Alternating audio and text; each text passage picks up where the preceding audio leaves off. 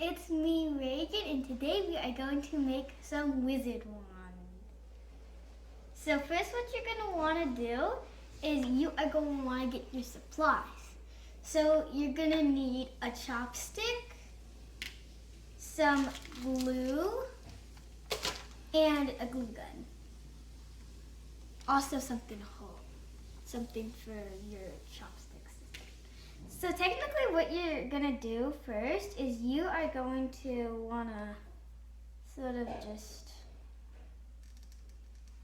glob some glue on your chopstick and then sort of just do that. So after you finish gluing everything, you're gonna want to leave the tip clear so that you could put it inside, and you're gonna also want to remove the string. You could keep the strings that are like stuck, but you're gonna want to remove the strings that are hanging. Then you're just gonna put it inside of your thing.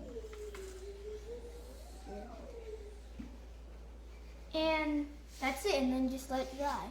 Also, if you want to do something cool, we add a bead, so it's like 100% round, like a perfect round, but you could also just use hot glue, and you can make anything you want. So we just wait for these to dry. So you're just gonna want to paint it.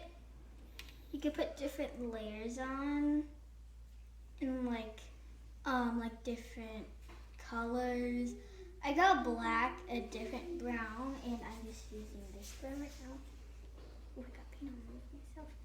And technically what you're just gonna want to do is you're just gonna paint. Just paint it.